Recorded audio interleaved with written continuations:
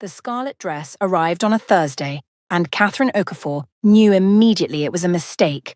Not the dress itself, that was perfect, bold silk that caught the light like liquid fire. The mistake was standing in her tiny Seoul apartment, holding a garment that cost more than 3 months' rent, sent by a man she'd refused 4 times already. But then again, Yoon Jae-sung didn't seem like the type who understood the word no. Catherine's phone buzzed. Unknown number. Did it arrive? His voice was smooth, confident, the kind of voice that expected things to go his way. Mr. Yoon, I already told you. Jay. And you told me no. 4 times, actually. I'm keeping count. There was amusement in his tone, but something else too. Something that sounded almost like desperation. Just hear me out. 5 minutes. That's all I'm asking. Catherine looked at the dress hanging on her closet door, then at her reflection in the mirror. Professional. Composed.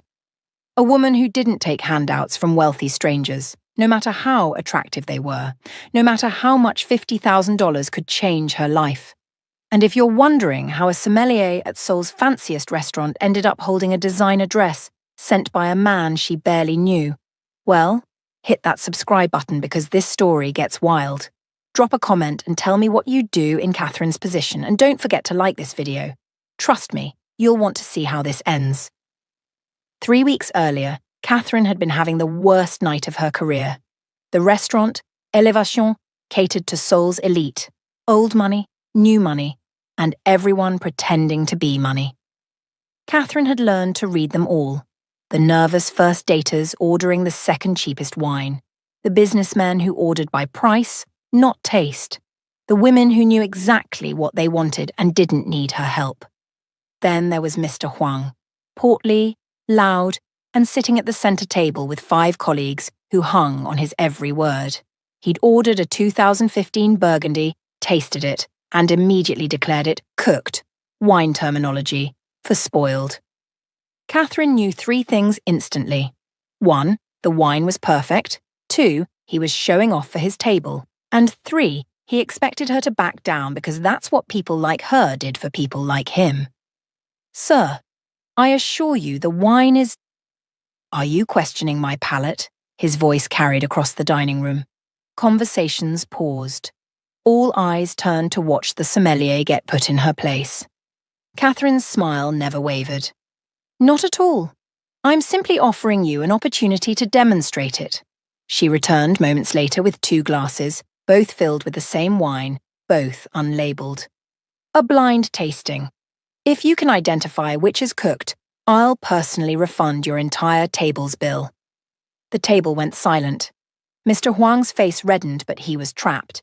He tasted both glasses, swirled, sniffed, made a great show of contemplation. This one, he finally declared, pointing to the left glass. Definitely this one. Catherine nodded serenely. Interesting choice. That's actually the same wine from your bottle, sir. Both glasses are. The table erupted in poorly suppressed laughter. Mr. Hwang sputtered, but there was nothing he could say. He'd played himself. Catherine walked away with her head high and her professional mask firmly in place. It was only later, in the wine cellar after service ended, that she let herself feel the exhaustion. 3 years in Seoul. 3 years of smiling through casual racism and professional condescension. 3 years of being underestimated because of her accent, her background, her gender, her skin. 3 years of saving everyone toward opening her own consultancy, being her own boss, answering to no one. Her phone showed the current balance, $43,000 saved, still $32,000 short of her goal. A text from her mother in Lagos glowed on the screen. When are you coming home, NN? Catherine didn't reply. She couldn't tell her mother the truth. That home felt like a place she'd never quite belonged to, and Seoul felt like a place that would never quite accept her. She existed in the spaces between, and some days that felt like the loneliest place in the world. Impressive performance tonight. Catherine spun around. A man stood at the entrance to the wine cellar, tall, sharp-featured, wearing a suit that probably cost more than her entire wardrobe. She recognized him from dinner service. Table 12. He'd ordered the South African Chenin Blanc, which meant he either knew wine or had done his research. "The restaurant is closed, sir." "I know." I waited. He stepped closer, and Catherine instinctively catalogued her exits, but his body language was careful, non-threatening. "I'm Yoon Jae-sung. I saw what you did with Mr. Hwang. I was doing my job. No, you were putting an arrogant man in his place without him even realizing he'd been put there. That's art." He pulled out a business card, set it on the wine rack between them. "I have a proposition for you." Catherine didn't touch the card. "I'm not interested in propositions from strangers in wine cellars at midnight." A ghost of a smile crossed his face. "Fair. Then let me make it not strange. $50,000 for one evening of your time. Completely professional. Completely above board. And before you say no, I should mention, I know you're $32,000 short of opening your own consultancy." Catherine's blood went cold. "You've been investigating me?" "Due diligence. I needed to know you couldn't be easily bought or intimidated. Turns out I was right on both counts." He gestured to the card. "My number. Think about it. No pressure. But Catherine, I promise you, what I'm offering is strange, possibly insane, but it's also completely legitimate. And it might be the most honest business transaction either of us ever makes." He left before she could respond, his footsteps echoing up the cellar stairs. Catherine stared at the business card for a full minute before picking it up. Yoon Jae-sung, CEO, Yoon Capital. She knew that name. 6 months ago, it had been all over the news. Embezzlement scandal, investigation, public disgrace. His fiancée had left him. His company had nearly collapsed. Then, just as suddenly, he'd been cleared of all charges. The media had moved on, but the damage was done. A man who'd lost everything and somehow survived. Catherine pocketed the card and told herself she'd throw it away in the morning. She was lying, and she knew it. The first call came 2 days later. Catherine was at her regular coffee shop, the one with terrible Wi-Fi and amazing iced Americanos, trying to review wine distributor contracts. "Ms. Okafor, you didn't call." She should have hung up. Instead, she said, "You didn't leave me much reason to, Mr. Yoon. Jay, and how about this for a reason? My ex-fiancée is getting married in 3 weeks, to the son of the family that destroyed my reputation to cover their own crimes. The wedding is designed to be my public humiliation, proof that she upgraded, that I'm yesterday's news, that I'm broken." Catherine stirred her coffee, saying nothing. "I could go alone," Jay continued. "Show up, smile, prove I'm fine. But that's what they expect, what they want. Confirmation that I'm still hung up on her, still bleeding from wounds they inflicted." "So you want to bring a date to prove you've moved on?" "I want to bring someone extraordinary, someone who can't be bought, intimidated, or controlled. Someone who'll walk into that room and remind everyone, including me, that their opinion doesn't define worth." Catherine hated how much those words resonated. "You're looking for a statement. I'm looking for a partner." His voice softened. "Look, I know how this sounds. Rich guy trying to make his ex jealous. But that's not what this is. I don't want her back. I don't want revenge. I just want to walk into that room and not feel like I'm drowning." Something in his voice, vulnerability maybe, or exhaustion, made Catherine pause. "Why me?" "Because yesterday I watched you dismantle a man's ego with nothing but grace and a blind wine tasting. Because you're brilliant and fearless and you don't play by their rules. Because when you smile, it's real. And in my world, nothing is real anymore." Catherine closed her eyes. This was insane. She knew it was insane. 50,000 for one evening. Plus expenses, designer dress, shoes, jewelry, whatever you need. Full contract, lawyer reviewed, ironclad protections for you. You control your narrative. You can walk away at any moment. And Catherine? He paused. "I'm not asking you to pretend to be in love with me. I'm asking you to be exactly who you are." That's terrifying enough for their world. She should have said no. Should have hung up, blocked his number, gone back to her safe, predictable life of saving pennies and swallowing pride. "I need to think about it." "Take all the time you need. The wedding is in 21 days. He hung up before she could respond, which was probably smart. If he'd kept talking, she might have said yes, And saying yes to something this crazy required at least pretending to be rational about it. Catherine lasted 6 hours before she called her best friend Amara in New York. It was 4 a.m. there, but Amara answered on the second ring because that's what best friends did. Someone better be dying. I think I'm about to do something incredibly stupid. Oh, good, I'm awake for this. Tell me everything. Catherine explained the offer, the money, the wedding, the scarlet dress that had arrived the next day without her saying yes. She explained Jay's voice and his vulnerability and the way he'd seen right through her professional armor to the woman underneath who was tired of being invisible. Amara listened to all of it, then said, "Okay, but is he hot?" Amara, what? It's a valid question. You're going to spend an evening on this man's arm at his ex's wedding. If you have to fake chemistry, it helps if you're not faking the attraction part.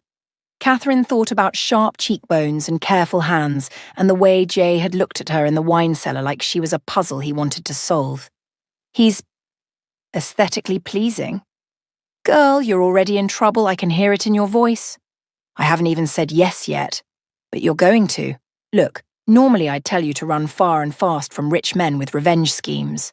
But Kath, you've been in Seoul for 3 years, and I haven't heard you this alive since you first got there. Whatever this is, it's waking something up in you. Just be careful, protect yourself, and for God's sake, get everything in writing. After they hung up, Catherine pulled out the dress again, held it against her body, looked at herself in the mirror. Imagined walking into a room full of Seoul's elite wearing this shade of defiance. The woman looking back at her wasn't the professional sommelier who'd learned to make herself small and unthreatening. This woman looked dangerous. This woman looked ready for war. Catherine picked up her phone. I have conditions, Jay answered immediately like he'd been waiting. I expected nothing less.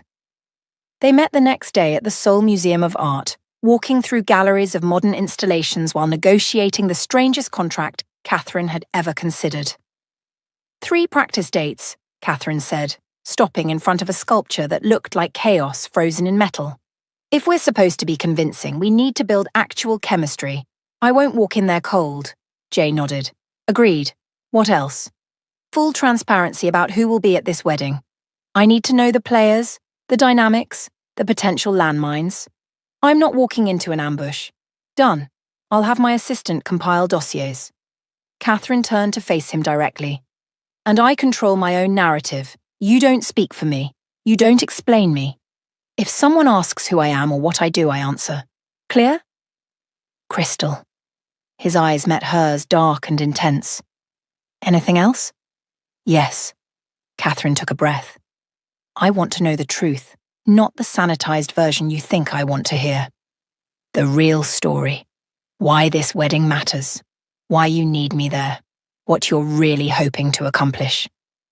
Jay was quiet for a long moment, studying a painting of fractured light. When he finally spoke, his voice was raw.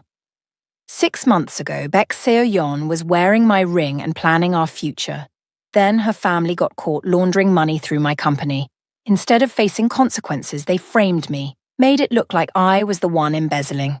Seo-yeon knew the truth and she chose them anyway. She left you. She destroyed me. Publicly, thoroughly, with precision. Then she got engaged to Choi Tae-jin exactly 2 months later. His family's richer, more connected, more useful. The wedding isn't about love, it's about consolidating power. And inviting me? That's about putting a period on my humiliation, showing everyone I'm irrelevant. Catherine studied his profile. You could not go. I could. But that would confirm everything they want people to believe, that I'm bitter, broken, unable to move past her. I want to walk into that room and show them I have moved past her, that she's a chapter I've closed, not the story that defines me. And you think bringing me will accomplish that? Jay turned to face her. I think bringing you will remind me that their world isn't the only one that matters, that there are people who build things instead of inheriting them, who earn respect instead of buying it, who know the difference between price and value. He smiled, but it didn't quite reach his eyes. Plus, the look on Seo-yeon's face when you walk in wearing that red dress. That'll be worth the price of admission. There it was, the revenge he'd denied wanting. Catherine appreciated the honesty. Okay, she said. I'll do it. But Jay, this doesn't make us friends. It makes us business partners. Don't confuse the performance with reality. Wouldn't dream of it. They shook hands. His grip was firm, warm, and lasted exactly 1 second longer than professional. Both of them noticed. Neither acknowledged it. If Catherine had known then what she knows now, that handshake was the beginning of the end of everything she thought she understood about herself. But hindsight is cruel that way. And if you're still watching, drop a like on this video because what happens next is absolutely unhinged.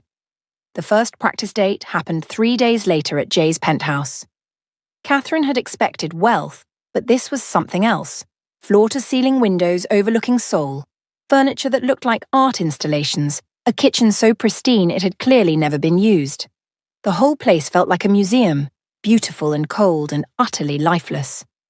Jay greeted her in jeans and a sweater somehow more devastating casual than he'd been in a suit. Wine?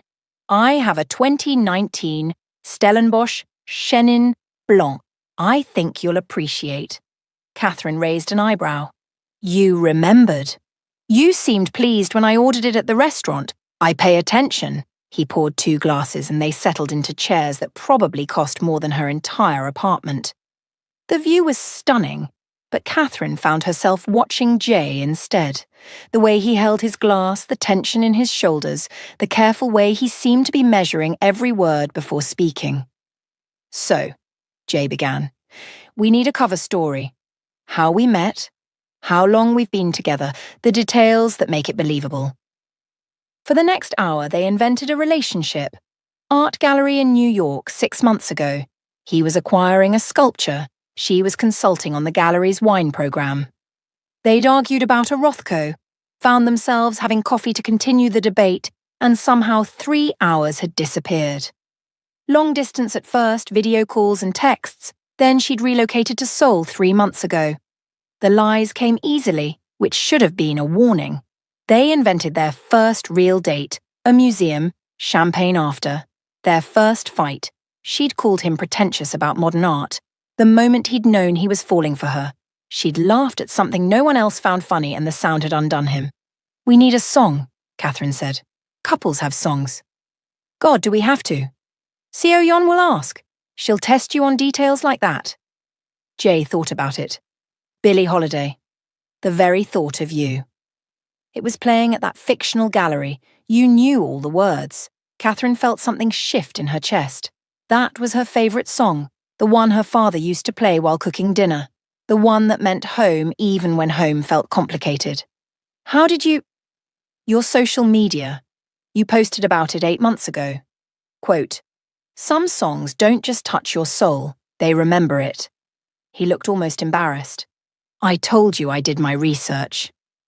They kept building the fiction, and somewhere in the process it started feeling less like construction and more like excavation. The invented memories revealed real ones. When Jay described their fictional argument about art, Catherine found herself sharing her actual complicated relationship with her parents' expectations. When Catherine invented a story about them cooking together, Jay admitted he hadn't cooked a real meal since Seo-yeon left. She used to plan everything, Jay said, staring into his wine. Every meal, every event, every moment of our lives. I thought it meant she cared. Turns out it meant she was in control. When the scandal hit and her family cut me loose, I realized I didn't know how to make a single decision without checking if it fit her vision first. Catherine set down her glass. That's not love. That's architecture. What's the difference? Love builds space for you to grow. Architecture just builds cages that look pretty. Jay looked at her then. Really looked. And Catherine felt exposed in a way that had nothing to do with clothing. Is that what happened to you? Someone tried to put you in a cage? More like a whole country. Catherine hadn't meant to say it, but the wine and the intimacy and his unexpected honesty had lowered her guard. My parents wanted me to be Nigerian. My classmates in America wanted me to be American. My colleagues here want me to be whatever makes them comfortable. I've spent so long trying to fit into other people's definitions that I forgot I could define myself. Is that why you want your own consultancy? Freedom? Freedom to be all of it. Nigerian, and American, and Korean, and none of those things. To be Catherine, whatever that means, without anyone's permission. She laughed, but it came out bitter. $50,000 says I'm still looking for that permission, though. From you, from this contract, from everyone but myself. They sat in silence, the city lights spreading below them like spilled diamonds. When Jay finally spoke, his voice was quiet. What if we made a deal? During these practice dates, we don't perform. Not for each other. We just exist. No cages, no architecture. Just two people figuring out how to be honest.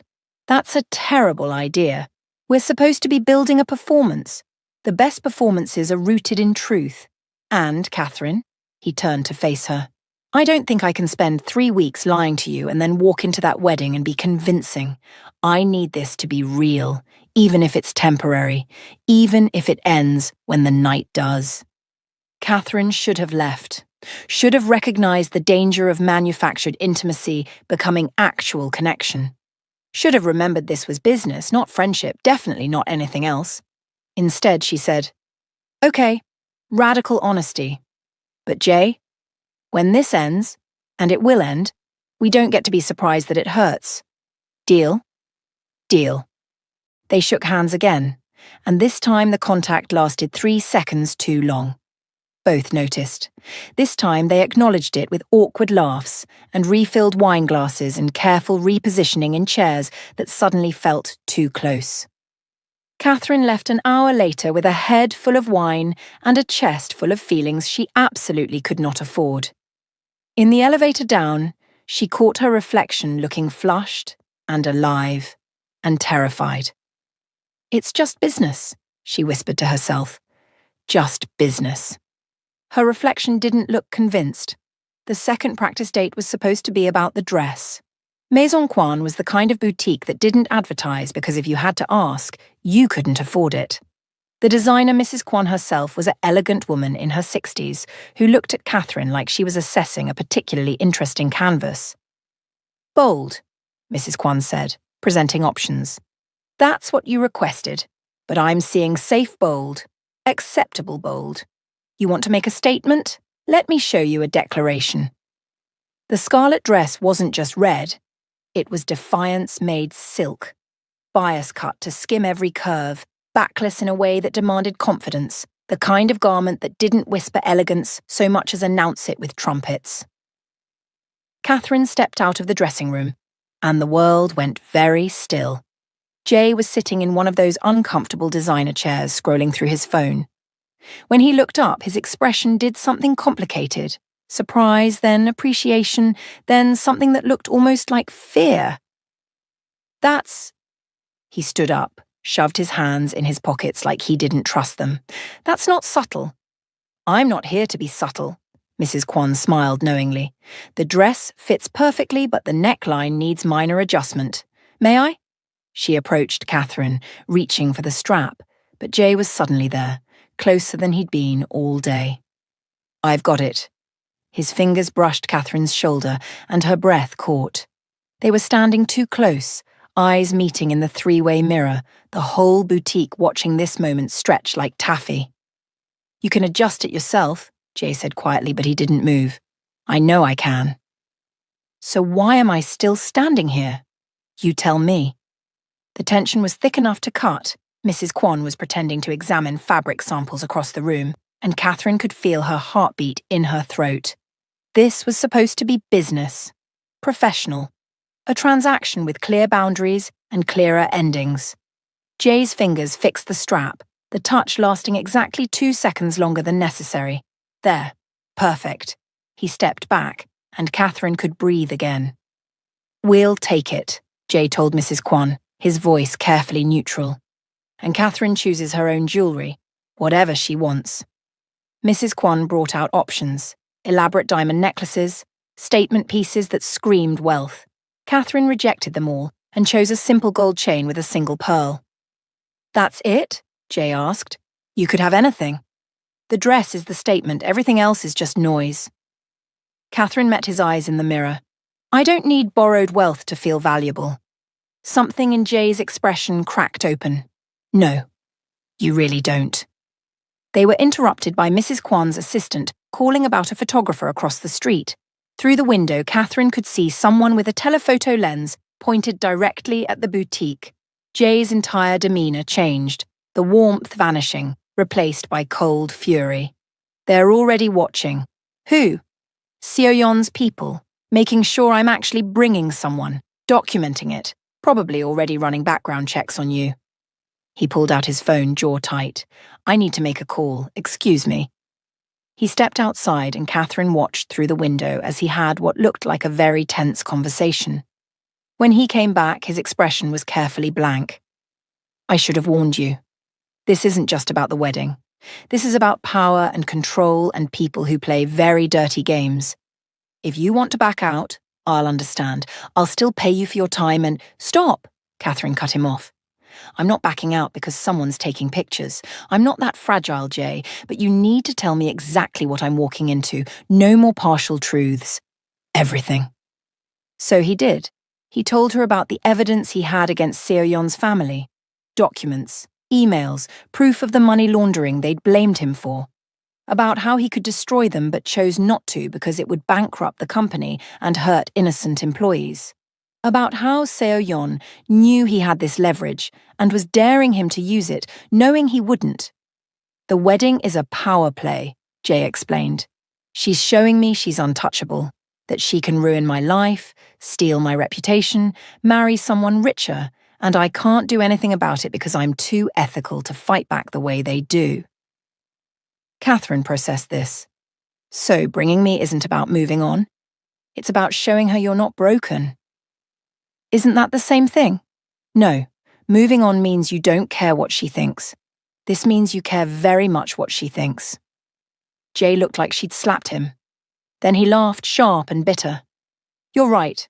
God, you're absolutely right. I'm still letting her define my worth, still performing for her approval, just in reverse. So why are we doing this? Really? He was quiet for a long moment. Because I want to walk into that room and remember who I was before she made me forget, and somehow being around you makes that easier. You don't let me hide. You don't let me perform. You see through all of it, and instead of being scared of what you find, you just accept it. I haven't felt that in years. Catherine's heart did something dangerous in her chest. This was too honest, too real, too close to actual feelings instead of professional boundaries. We should go, she said, because staying felt like standing on a cliff edge in a windstorm. In the car on the way back, they sat in loaded silence. Finally, Jay said, I'm sorry. For not being honest from the start. For putting you in danger. Shut up, Jay. He blinked. What? You're spiraling. I can see you doing it. Stop apologizing and just talk to me like a person. So he did. He told her about growing up middle class, building his company from nothing, the pride he'd felt the first time his parents saw his office. About how Seoyeon had felt like proof he'd made it, and losing her had felt like losing the evidence of his own success. Catherine told him about Lagos and New York and Seoul, about feeling like a permanent tourist in every place she'd lived. About her mother's disappointed voice whenever Catherine explained she wasn't coming home yet. Somewhere in the conversation, the professional distance they'd been maintaining crumbled entirely. They weren't employer and employee anymore. They were just two people who'd accidentally become honest with each other. When Jay dropped her off, Catherine sat in her apartment for an hour, staring at nothing. Amara called. How'd the dress fitting go? I think I'm in trouble. The fun kind or the disaster kind? I don't know yet. Maybe both.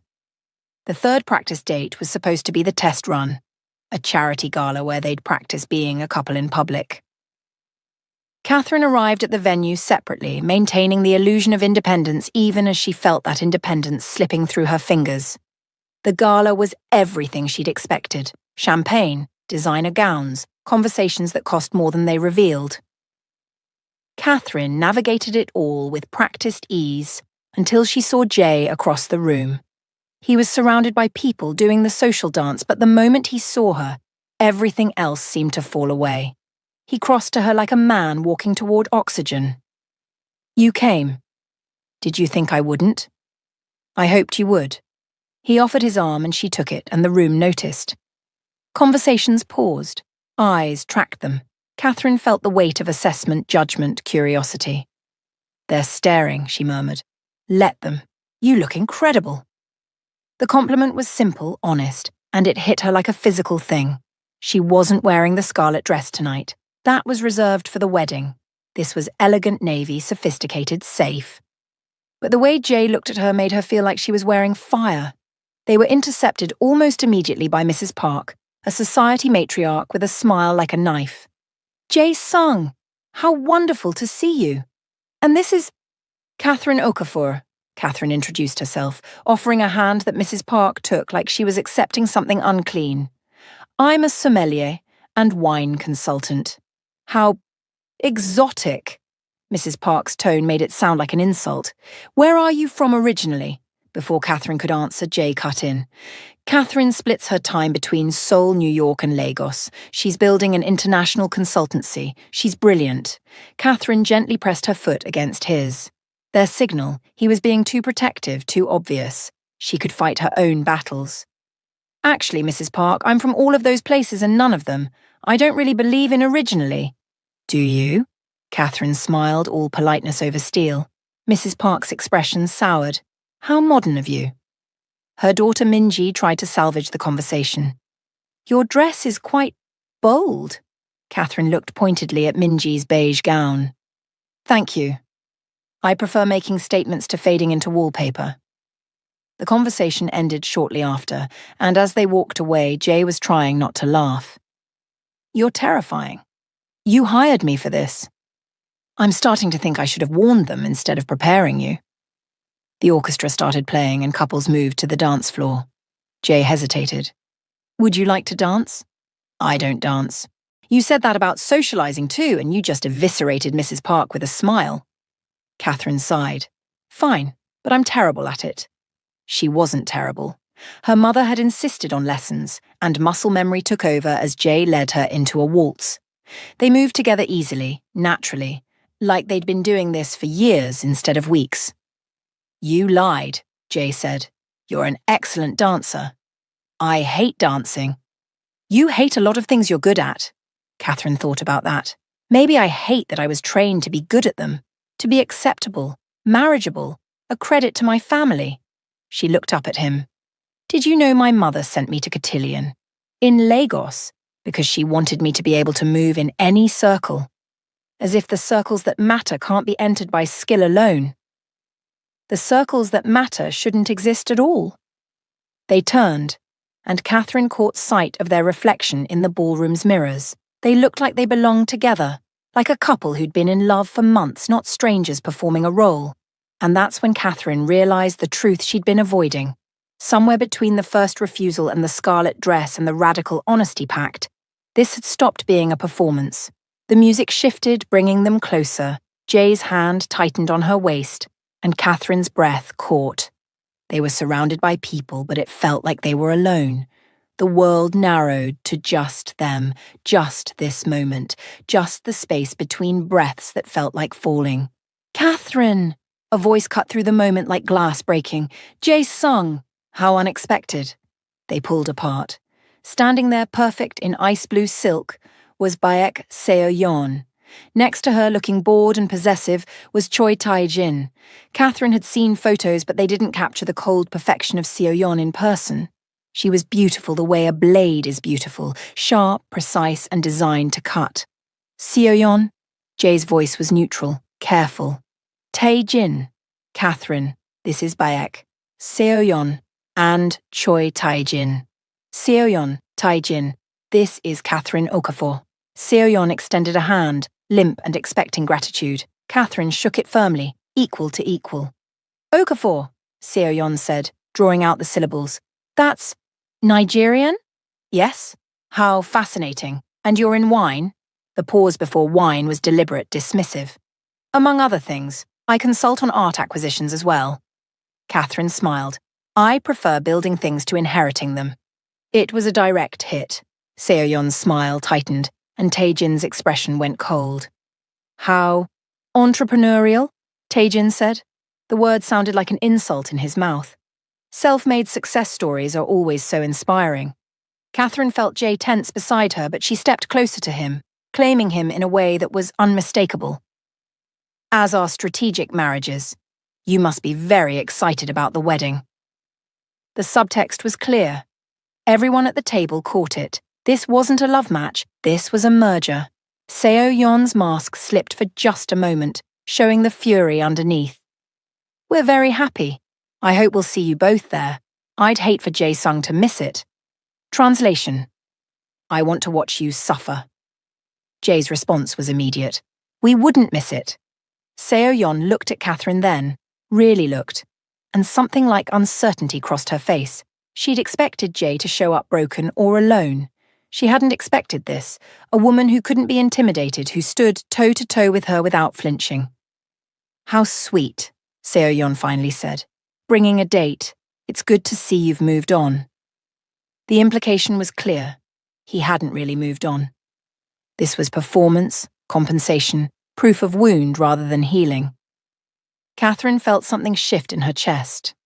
This woman had destroyed Jae, and she was standing here acting like she'd done him a favor. The anger that rose in Catherine was surprising in its intensity.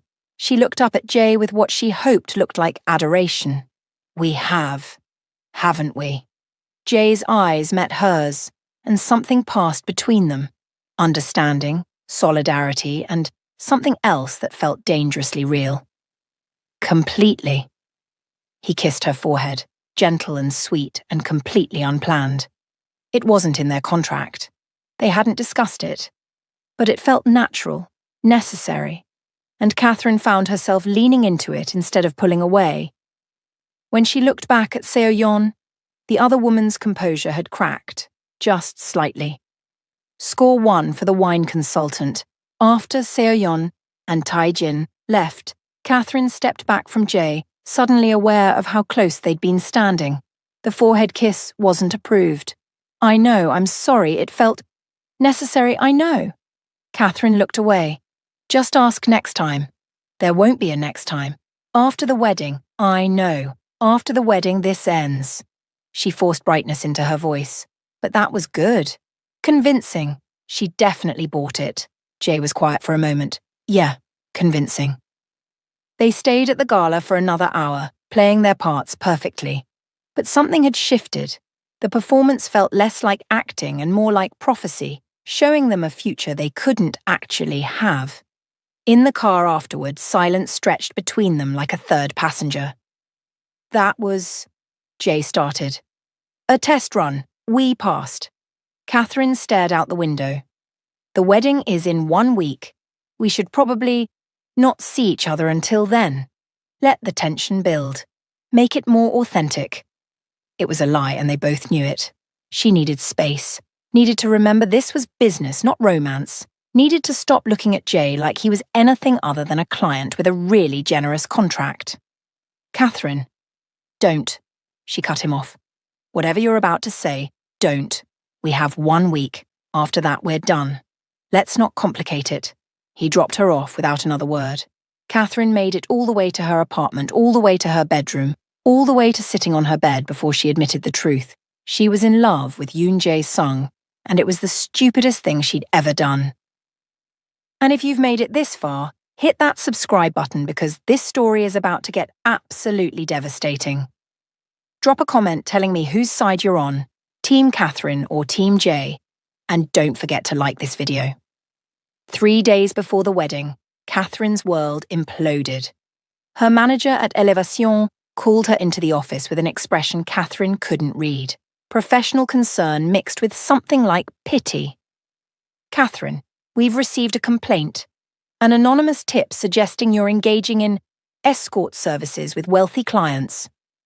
The words hit like a physical blow. That's absurd. I'm consulting for Yoon Jae-sung. We're aware.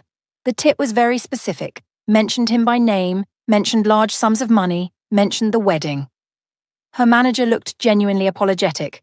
Look, I don't believe it, but we can't have this association with the restaurant. I'm suspending you pending investigation.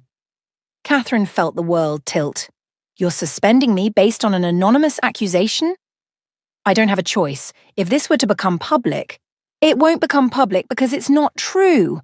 But even as she said it, Catherine knew how it looked. Secret contract, large payment, high-profile event. She couldn't explain without breaking the NDA, couldn't defend herself without exposing the very arrangement she'd agreed to keep private. She left the restaurant in a daze, called Jay from the street. The deal is off. Catherine, wait. Seo Yeon got to my job. She's destroying my career the same way she destroyed yours, and I won't. Her voice cracked. This isn't worth it. I'm sorry. I'll fix it. I'll call your manager. Explain everything. That makes it worse. Then it looks like you're covering for me. Don't you see? She's already won. Catherine's laugh was bitter. I should have known better than to think I could play in your world without getting burned. She hung up before he could respond, went home and started packing. If Seoul didn't want her, fine. She'd go back to Lagos, start over, stop trying to be something she wasn't. Her phone buzzed. Text from Amara. Call me now. But Catherine couldn't talk. Couldn't explain how she'd let herself believe the performance might become real. Couldn't admit that somewhere between the contract and the honesty and the almost kiss on the dance floor, she'd forgotten this was supposed to end. The knock on her door came 2 hours later. Not Jay, his assistant, holding an envelope. He wanted you to have this. No strings. Inside was a check for $75,000, the full amount plus bonus. A letter to her employer explaining everything, offering to speak to the board personally. And a handwritten note that made Catherine's eyes burn. Catherine, you were right. About all of it. I hired you because I wanted to control the narrative. I wanted to use you as proof I'd moved on, but I haven't moved on. Not from what Seo Yeon did, and not from my own patterns of trying to control everything. You asked me what I really wanted. The truth is, I wanted to win. I wanted to show up with someone extraordinary and prove I'm fine. But I'm not fine. And pretending with you made me realize how much I've been pretending with myself. I'm going to the wedding alone. Not because I'm brave, but because going with you would mean lying to you one more time about what this has become for me. The money is yours. You earned it by tolerating my arrogance and teaching me what honesty looks like. If you want nothing to do with me after this, I understand. But if you change your mind about the wedding, the offer stands, not as an employee, as my date, my real date. The choice is yours. It always should have been. Catherine read it 3 times. Then she called Amara. He's in love with you, Amara said after hearing the whole thing.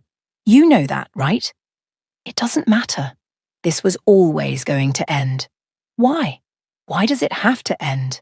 Because people like him don't end up with people like me. Because I was hired help with a really nice contract. Because you're scared. Kath, when was the last time someone saw all of you, not the professional mask, not the perfect daughter, not the acceptable version, and still wanted more? Catherine didn't have an answer. What do you want? Amara pressed. Not what makes sense, not what's safe. What do you actually want? And Catherine, sitting in her half-packed apartment holding a letter that felt like a confession, finally admitted it. I want to go to that wedding. I want to walk in there with him. I want to choose him, knowing it might not work, knowing it might hurt, knowing all the reasons it's a terrible idea. Then go. The night before the wedding, Catherine showed up at Jay's penthouse. He opened the door looking exhausted, beautiful, and completely surprised. You came. Don't make this a thing. I wouldn't dare. She walked in and they stood in his too-perfect apartment, all the careful distance they'd maintained completely gone. I have new terms, Catherine said. Okay. No more money. This isn't a transaction anymore. Agreed. No more lies. Not to them, not to each other. Okay. And after the wedding, we talk about what this is, about what it could be. No promises, no guarantees, just honesty. Jay crossed the space between them, stopped just close enough that she could feel the heat of him. "Can I?" "You can." He cupped her face, leaned his forehead against hers. They breathed together, existed in the space between almost and actual, and Catherine felt every wall she'd ever built start to crumble. "Not yet," she whispered when his lips moved closer. "When I'm sure it's real, for both of us." "When?" His voice was rough. "After the wedding, after we stop performing, when it's just us and the truth."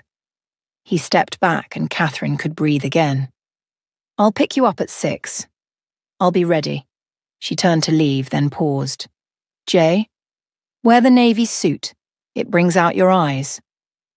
The fact that she'd noticed made him smile for the first time in days. The wedding day arrived like a storm, inevitable and electric. Catherine dressed slowly, carefully, each piece of armor fitting into place, the scarlet dress, the pearl necklace, bold red lips that said she wasn't here to whisper. When she looked in the mirror, she didn't see someone pretending to be confident. She saw someone who was done apologizing for taking up space. Jay picked her up at exactly 6, and when she opened the door, he forgot how to breathe. If you say beautiful, I'm going back inside." I was going to say devastating. In the car, they were both nervous. Professional confidence couldn't hide the fact that they were about to walk into a room full of people who wanted them to fail. "Are you ready?" Jay asked at a red light. "No." "You?" "Not even close." Catherine took his hand. "Good. Let's do it anyway." The Schiller Hotel was a monument to excess, crystal, gold, enough flowers to bankrupt a small country. Photographers lined the entrance. Seoul's elite arrived in cars that cost more than most houses. When Catherine stepped out in that scarlet dress, conversations actually stopped. Cameras flashed. People stared. She was a declaration in a room full of whispers, and she owned every second of it. Jay offered his arm. She took it. They walked in together, and Catherine felt the power of choosing to be exactly who she was in the exact space that said she didn't belong.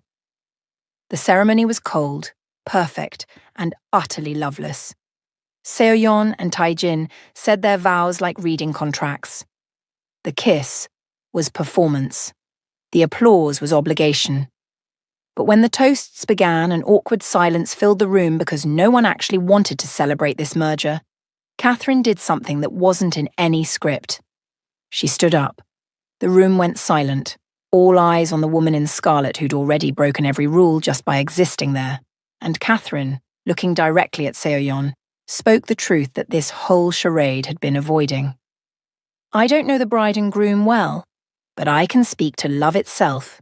Real love isn't negotiated like a business deal. It can't be performed for cameras. It's terrifying and honest, and it demands vulnerability when armor feels safer. Real love doesn't need 300 witnesses. It just needs 2 people brave enough to choose each other, even when it's inconvenient. Even when the world says it's a mistake." She raised her glass, looked at Jay. "So here's to love. Real, imperfect, terrifying love. May we all be brave enough to recognize it." The silence was deafening. Then scattered applause. Seo-yeon's face was fury barely contained. Tae-jin stood, approached their table. "That was quite a speech. Tell me, how much is he paying you?" Before Jay could react, Catherine stood toe-to-toe with Tae-jin. "You know what I've learned about wine? The expensive ones aren't always the best. Sometimes they're just old and bitter. Sometimes they're rotten inside, but no one notices until you pour them out." She smiled. "You're corked, Mr. Choi, and everyone here knows it." What happened next was chaos. Tae-jin lunging, Jay intercepting, security moving in. But Catherine was already walking toward the exit, head high, Jay following.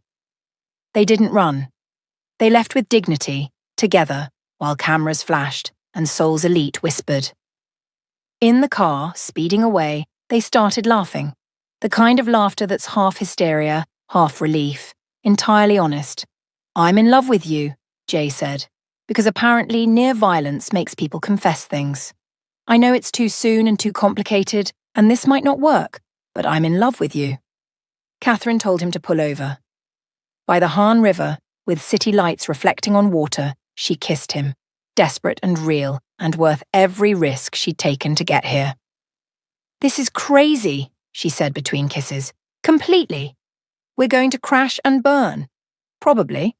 "Good," Catherine laughed. "I'd hate to be predictable." 6 months later, they're still figuring it out. Catherine's consultancy is thriving. Jay learned to cook. They fight about art and wine and whose turn it is to compromise. It's messy and honest, and nothing like the perfect performance they tried to create. And that scarlet dress? It's hanging in their shared closet, a reminder that sometimes the best things in life start with terrible ideas and end with choosing love over safety every single time. Thanks for watching. Hit subscribe if you believe in taking risks for love. Drop a comment telling me your craziest relationship story. And remember, the best performances are the ones where you forget you're performing at all.